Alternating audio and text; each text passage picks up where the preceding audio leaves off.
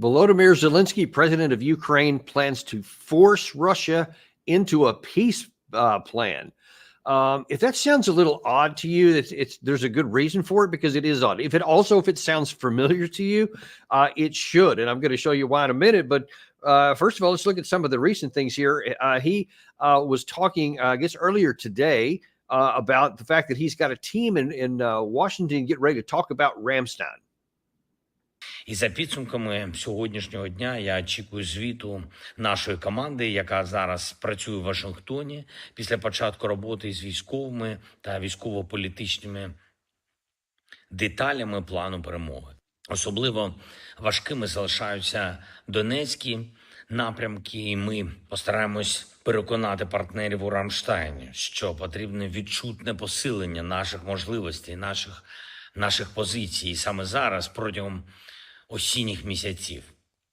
Достатнє постачання для фронту, достатнє комплектування наших бригад технікою, достатня далекобійність для наших сил. Це те, що точно стане найкращим, заспокійливим для Росії і найбільш підштовхне всю ситуацію до миру. You know, it's just really strange to talk about peace here and force Russia into peace. And in case you're not familiar, when he says the Ramstein meeting, that's a monthly meeting where 50 nations led by the United States, usually the Secretary of Defense Austin, meets, and people get together in all these different countries about what they're going to give to Ukraine. A few times it's a big give. Sometimes they've had some of the big packages that they've offered have come out of that. Usually it's just a bunch of speeches. And I can't imagine it's going to be any different than that this time. But you see, he keeps holding off to hope that that's going to happen, that they're going to provide this, big package of stuff that's going to make a deal, that's going to make his victory plan that we've been, telling you about for quite some time, that he talks about over and over. And he wants long-range missiles, which he keeps not getting. He wants authorization to shoot deep into Russia, which he keeps not receiving. But yet he keeps on saying, this is where we're going, and we're going to have a victory, and we're going to compel Russia into a peace plan. But then here's some odd things about it. Then when you ask him what this peace is going to look like and what kind of negotiations, then things seem to change. But before I get to that, I want to talk about something else that he said.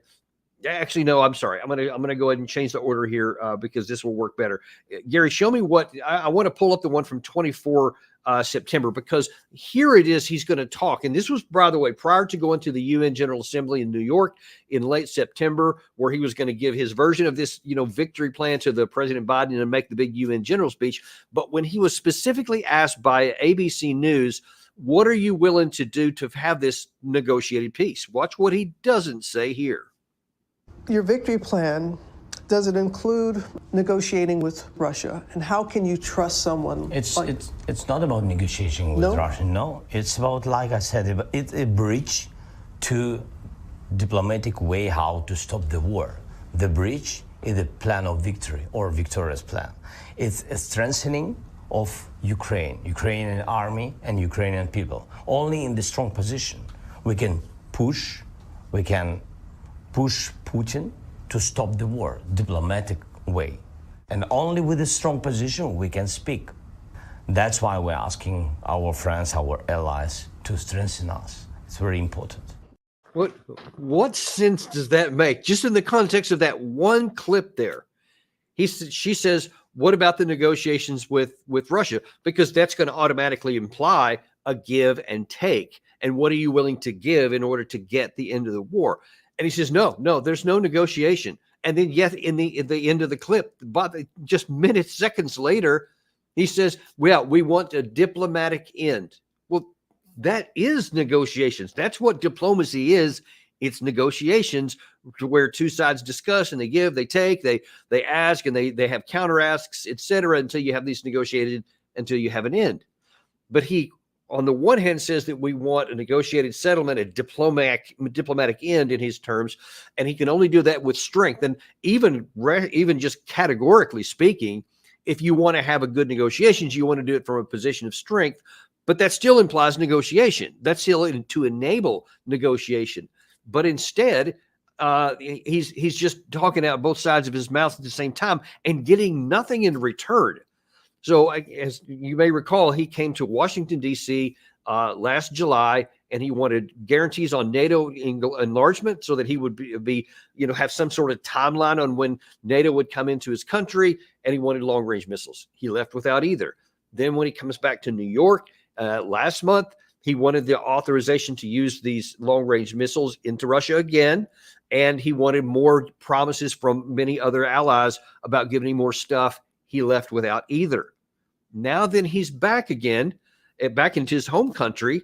He's still acting like it's an open question, and he's still acting like it's going to work. And in laying the groundwork for explaining why this is going to make sense and why this is going to succeed, he says this whole issue of Kursk, we had this offensive into Kursk, and that's really playing a big deal. Watch what he says about that. Today marks 2 months of our military operations in the Kursk region. And this is a very important phase of the war, something that has greatly helped and continues to help our country. Ukrainians have proven that they can push the war into Russia. And with sufficient support from our partners, we will be able to put pressure on Russia in the way that's necessary for Russia to realize that the war will gain them nothing. We will continue to apply even greater pressure on Russia because only through strength can we bring peace closer. So you see, that's nearly the same thing he said to the ABC News last month. He said, only through strength can we bring Russia. But I've shown you all over the map, and I'm going to do it again here later in this episode, to where you can see he's not putting pressure on Russia. It's the exact opposite. And in fact, things are continuing to deteriorate for the Ukraine side, for Zelensky, than I've even told you before. And I'll show you where that is. There's some new developments that are on the southern flank of the Eastern Front, which are alarming for the Ukraine side, I would imagine. But you got to look even at what he's talking about here, the Kursk area. He has claimed that caused Russia to redeploy a bunch of troops, that it slowed down things in other parts of the front, which it didn't. And we've shown you how it didn't. But it's like the reality just doesn't get through. Well, I'm going to show you now something really graphic that was on Weeb Union earlier today, where they put forth a video, basically a time-lapse photography that shows what the Kursk issue looked like. Now, when you want to claim that this shows Russia that you can invade their country, I'm not sure how much this is going to improve Russia or force Russia into anything when this is what the reality is. There is this footage here, which is a mapping made by Bar Mapping covering the Ukrainian Kursk offensive from the first day until the 5th of October. And as we can see, the mapping of Bar Mapping is very accurate. They have been using the mapping of Syriac Maps, DPA, and me, and this is why the mapping is so accurate, because we only use the most accurate sources. So we see very interestingly that in general, the Ukrainians have been attempting to break through the Russian lines, but the Russians were very quickly to establish a front line, and following that, the Ukrainians struggled to make any breakthrough. Sometimes it advanced, but then the Russians would contain it. Then the Russian counter-offensive begins. They recapture a significant amount of territory in the start to mid-September, but then they reach a stalemate there as well for the past 3 weeks. And there's been a lot of positional fighting here and there, but there's been no significant developments since. Now, here's one of the interesting realities of what I showed you. So you saw that they made this initial big incursion, got all kinds of headlines, and then it stopped. Russia contained it right away. I think within 10 days, it was all the forward momentum was basically stopped and it was contained. And then you saw there in the last 3 or 4 weeks, you saw there start to be just this chunks taken, especially out of the left flank and in the right flank, but especially the left side. It's just getting smaller and smaller at the neck, which means that they can at some point just close the thing off.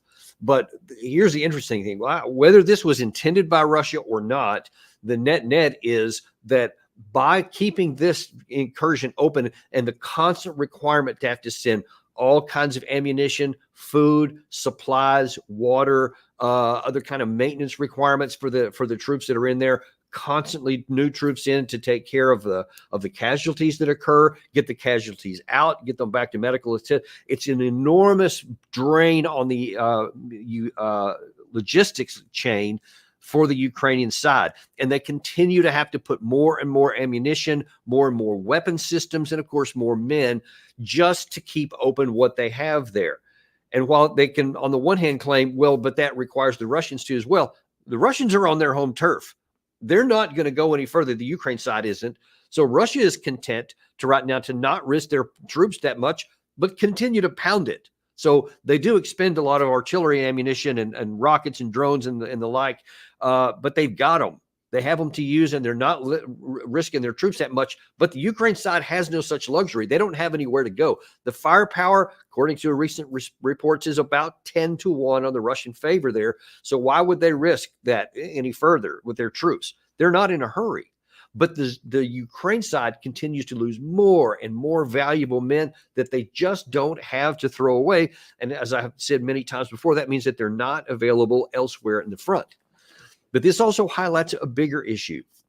It's not just the manpower. And it's equally bizarre for Zelensky to keep saying, as he did right in that previous clip that I showed you before, where I'm going to force Russia into recognizing that they can't win, that they can't succeed, and they should just give up. I mean, first of all, that gives no comprehension at all to why Russia is fighting, what they're fighting for, what their objectives are. Because for it to get tired, you kind of have to be in the mentality of the U.S. during the Vietnam War. We just got tired of it. It's a war halfway on the other side of the world. Most people at the time didn't even know where Vietnam was on a map, probably still don't. And it had nothing whatsoever to do with American national security. So after a while, people, especially because the draft was going on at that time, people didn't want to go into the army to go fight something that doesn't make any sense at all. And so they had all the protests going on, et cetera. America got tired of it. They ended the war. They got out. And he seems to think that if we just make it painful enough, like the North Vietnamese did, that the Russians will similarly get tired and quit. But see, those two dynamics are radically different. This is not half a world away. It's on their front doorstep. This is territory and Russian speakers that are involved. This is their historic clansmen in the eastern part of Ukraine that we're talking about here. It's territory now that Russia has annexed, and whether it's illegal or illegal doesn't matter to us. It matters to them. They consider it now Russian territory. So to them, they're fighting for their heartland and for their homeland and their own national security. And when they see these Ramstein meetings that he's talking about, where it's 50 nations, elsewhere in Europe that are meeting for the purpose of providing ammunition and weapons to kill Russians, they consider this an existential fight. So if you think that they're going to get tired and just quit fighting, you're setting yourself up for a really bad and potentially fatal miscalculation. Well, here's what's going on. In the midst of that miscalculation is the Ukrainian side writ large is continuing to crumble. And it's still bizarre to me. I still see headlines. I saw them earlier today. There's still so many people talking about in the West, major media, that Russia's getting tired. There was a piece. In fact, let me see if I can pull that one up. If you'll forgive me here just a second. This is actually quite interesting. This is the Institute for the Study of War. And one of the reasons why I always tell you their maps are really good, but their analysis is terrible.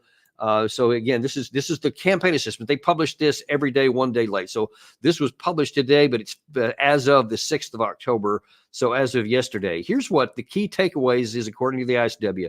The Russian military command may not be willing or able to accept the current scale and rate of vehicle loss in the coming months and years, given the constraints in Russia's defense in industrial production, limits to Russia's Soviet vehicle stockpiles, and the Russian military's failure to achieve proportionally significant territorial advances through mechanized maneuver. All that's a bunch of nonsense, which basically is them saying they're going to get tired of it. They're kind of echoing what Zelensky said, but they're saying there's all these limitations.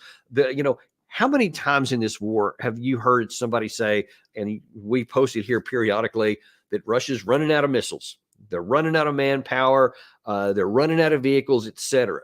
When all you see on the battlefield is the exact opposite. From June 2023 all the way up to the current day and going forward, you've seen the Ukraine side utterly fail in an offensive attempt And now that since that time, you've seen a methodical and relentless Russian offensive, and there's been nothing to stop it. And as Alex from History Legends pointed out in his latest video, that's completely at odds with what's actually happening on the ground. The mainstream media is giving the impression that Ukraine is actually winning this war of attrition, and that at any moment the Russian military will collapse. Russia's vast stocks of Soviet-era weaponry are running out. Russia's narrowing advantage in Ukraine. Satellite data suggests Russia may be running out of tanks. Putin's nightmare is Russia running out of troops for Ukraine war. Madness. Madness and stupidity. Meanwhile, Ukraine's commander-in-chief claims Russia doubled the number of tanks and armored vehicles, tripled the amount of artillery. So who's right? Meanwhile, the German-based Kiel Institute for the World Economy published a report on the 9th of September, warning that Russia has significantly increased its defense industrial base. So you see, there's Alex at History Legends talking about the facts. And the Kiel Institute, as he pointed there, they're not a mainstream media. They're just someone who's publishing the truth. They have been very accurate, more accurate than most for quite a long time. And you see that their industrial capacity is going up. And it's self-evident that is, because you see it manifest itself on the battlefield all over the place. And you have for quite some time now. And we've been talking about this a lot. And then you also have the concurrent issue of the manpower issue on the Ukraine side, because they don't have the manpower that the Russians do. And by the way, we mentioned a month or so ago that Russia has now advanced even larger its active force. So while you see these strange comments about how they're running out of manpower, and then you see also that now Russia is almost 50% bigger than they were in their entire armed forces on the day that they invaded in February 2022. They're now somewhere around 1.5 million troops, or they will be by the end of the year. They're on a pace for that. The total armed forces will be 2.4 million active components by the end of the year. I mean, that's not weakening. That's not running out of capacity. And again, if you understand why Russia's fighting, that's not a surprising outcome, because they feel like it's all of Europe and primarily the West against them, and they will put forth whatever effort it is necessary to happen. They've done that throughout their history. This is nothing new. This is something that's kind of in the Russian DNA. And the idea that they're going to quit is kind of putting, I guess, a Western mentality and projecting it onto someone else, because we may think, well, I'd get tired if I was fighting, and we did in Vietnam. So they will here without even looking at the fundamental differences between those two, because that's just not how it works. It's never worked that way. It's not working that way now. And as long as you don't look at the ground, then I guess you can continue coming up with the fiction so far. But when you do look at the ground, and let me pull the current map up here of some of these key areas, because as I told you earlier, there's been some additional developments. Now, we've been talking a lot about the Kursk area up here, which I showed you a map that showed how that has progressed since then. We've also talked a lot about the Pokrovsk area, and I'll come back to that in just a second. But there's this new area down here in the south in Zaporizhia that's of note here, because there has been an additional penetration by the Russian side in the last 24 hours in this area up in the north, which is kind of in the direction of Mykolaiv. And it shows that Russia has taken an opportunity to go up into this area, which they haven't done. There hasn't been any movement on here, I think, in well over a year. There's been a lot of skirmishes going on around some of this area here, but no real movement. And now all of a sudden Russia has here. Now, what's not depicted on this map, but there over the last month or so, Russia has been firing quite a lot of strikes, glide bombs, etc., into infrastructure in this area, giving the impression that there's going to be some kind of an operation here. You may remember also from several weeks back, we had Colonel Jacques Beau on, and he showed this map that showed where the Ukrainian side believes the different fronts and the different commands of the Russian military is. In this lower area, there were more troops down here than there were anywhere else. And all of the different fronts along the war down here in the south, which gave the impression to me at the time that it looks like Russia is preparing to do something big here, because otherwise, why would they have more troops in the area where less is going on for the previous year, and instead of all of these other areas? So that's something we're going to keep an eye on, but the other areas are continuing to have some action. We've already showed you how Vuhledar was, after a year and a half, or actually a year and 8 months, was completely captured, and now then Russia's moving on forward from there, and then up in the Pokrovsk area. That has continued to fall. And this area I've been showing you for a long time now, you see it continues to shrink, and the Ukraine side continues to move back. They're basically fighting, conducting a fighting withdrawal where they're moving back. But you see all these pink areas are recent Russian gains. And so they're continuing to close this down here. But now even in the forward and the other flank areas within, they're starting to make progress. And I can continue to going up. You've seen the Pishani area up in the Kupiansk, etc. Everywhere you want to look, Russia continues to make progress here. Now, in light of all of these, you may wonder, well, what's the Russian side saying? So you heard what Zelensky is saying. He keeps having this same fiction he's been doing for quite a long time. But Russia's talking a little bit differently and a little bit more concerningly. So Sergei Lavrov, their foreign minister, released a statement. I think it was earlier today. Perhaps it was actually made yesterday, where he says, listen, there's some things you need to understand here, because at present, as far as we can see, restoring peace is not part of our adversary's plan. Zelensky has not revoked his decree banning negotiations with Moscow. Washington and its NATO allies provide political, military, and financial support to Kiev so that the war would go on. They are discussing authorizing the armed forces of Ukraine to use Western long-range weapon strikes deep into Russian territory. Playing with fire in this way may lead to dangerous consequences. Now, that's somebody who's talking with some confidence that he knows that what's going on the ground. He realizes he's winning. He realizes that what Zelensky says is just nonsensical and is not reflected in either the actual progress on the map or in the fundamentals that exist in either side's country. So Russia is getting stronger, continues to get stronger. Ukraine is getting weaker, continues getting weaker. And so Russia is starting to see, okay, we're moving towards an end game here. Now, whether there's going to be a big move in Zaporizhia, whether there's going to be a big arrow movement up in the north, and possibly even to try to put pressure on Kiev again, that's conjecture. I can't say with any certainty. Lots of troop numbers around that makes a lot of things possible. But even if they don't, even if Russia says we're going to continue to be patient and we're going to be risk averse and we're going to continue using firepower and lead with that, they will eventually, it's just a mathematical certainty or something close to it, that they will eventually grind down the Ukraine side until it just collapses because there's not enough people left in there. They don't have enough troops people to recruit new troops. They don't have the ammunition. They don't have the firepower. And as Alex pointed out in that other video, and by the way, I recommend you go see his new video on the attrition nature of the warfare. Just go to Alex at History Legends, terrific video. As he pointed out here, it's also a or an equipment issue. It's not just even just about artillery shells anymore, but it's about the artillery rounds, cannons to fire them.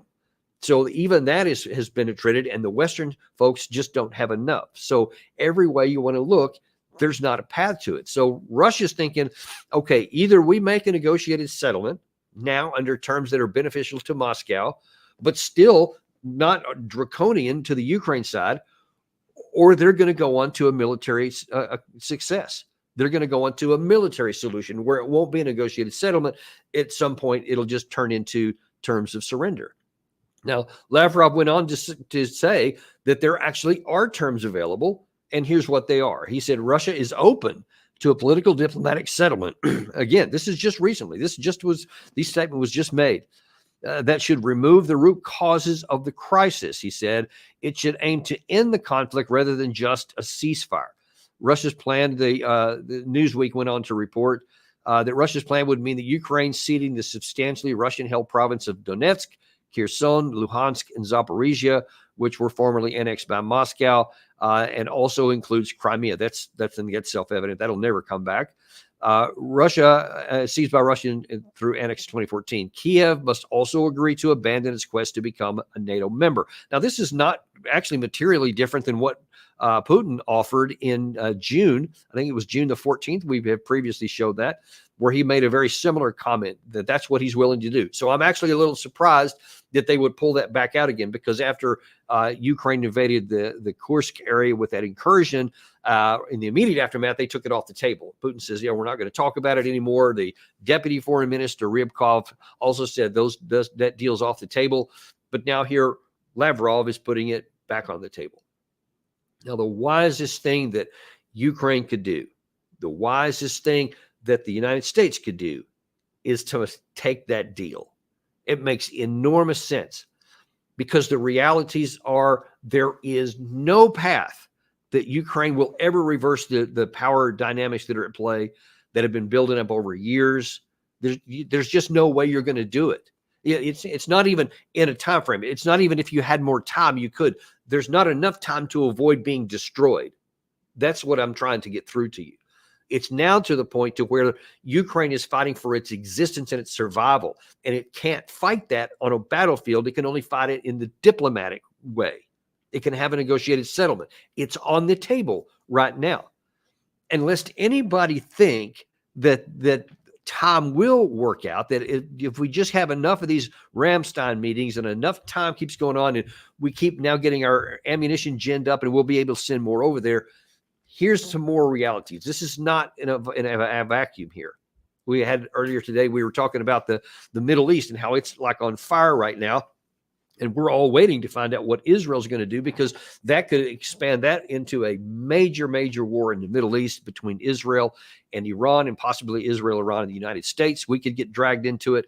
But even if it was only Israel, even if somehow we stayed out of it, if Israel gets into this war, and by the next strike, they will almost certainly have it, they will be committing themselves to a war against the Houthis, against the Hamas in the Gaza Strip, against Palestinians in the West Bank, which doesn't get much headlines in the West, but I assure you it's getting lots of action on the ground there. This new incursion into, and actually it's more like an invasion into southern Lebanon, where Israel has committed itself to this extraordinary military task that will take many, many months under the best of circumstances to get to, and they're about to expand it into Iran. That is going to require tremendous amounts of military support, not just cash, not just money, but actually the same type of weapons that Ukraine thinks it needs. Interceptors, artillery shells, possibly even weapon systems themselves, maybe more howitzers that they may need, but certainly lots of ammunition. And as Jake Sullivan said when he was in Kiev last month, but he was talking about some of the issues and some of the charges against the United States that, hey, you're not giving enough stuff. You need to give it faster. He made this admission. Ukraine was running short of air defense interceptors. So I sat down with my team and I said, where are we sending Patriot missiles and AMRAAM missiles around the world in the next 12 months? And I was told there's a whole list of countries we're sending them to. And I said, take every single one of those missiles, every one, and send them to Ukraine.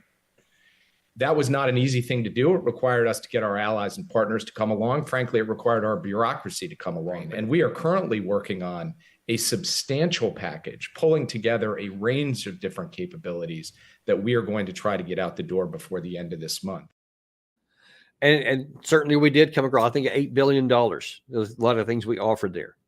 But listen, our capacity to make these, you heard Matthew Ho on our show earlier today talk about that some of these interceptors that we just used in the last Iranian strike, when they had 100 some odd missiles that were fired at Israel from 2 U.S. destroyers in the sea, the interceptors, we used a years of production on a day against that. We have a remarkably small production. So that's on top of the interceptors that Jake was talking about there that we just don't have. We don't have the surge capacity, and we've been trying to increase it, but it's very, very slow. It will take probably years to get up to any kind of a capacity that would just help Ukraine. Forget about Ukraine and Israel. What I'm trying to tell you is it's not there. The capacity isn't there. It doesn't exist, and it won't for a long time. Certainly not in the time frame that Ukraine can survive. It can't survive. And I assure you, one of the reasons why you hadn't seen a whole lot on Ukraine of late, because the Western media's moved on. I mean, you also had Lindsey Graham. We showed that earlier today as well, where he was standing next to Benjamin Netanyahu and promising all kinds of support, and he wants to go to war with Iran and all that kind of nonsense. But you remember, he was doing that to Zelensky. Well, he's kind of moved on to that now. It's a new shiny thing. It's how the Western media is as well. They're talking about, helping Israel. And if Israel goes to war, we're going to give it everything it needs. You can't give everything everybody needs all the time. From a defense industrial base that is not set up for war, from our own stockpiles that are not designed to fund everyone else. See, here's the cost to the United States, aside from the money. We're going to have to start getting into our own stockpiles, our actual war stocks, not any excess, but war stocks. You remember this.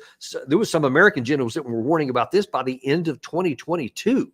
That we're getting close to getting into our own war stocks. And the production hasn't got bigger. So by definition, then, if we're continuing to support, that means that we're digging into our own resources. And that means our national security capacity is getting weaker.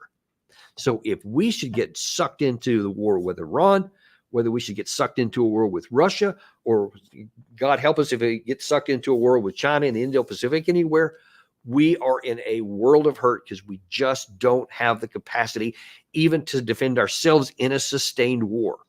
Now, we have 2 aircraft carrier strike groups in the Med right now, so they can engage in actions. They can do things because they have the ammunition and the wherewithal to do that. You can't fight a war that way.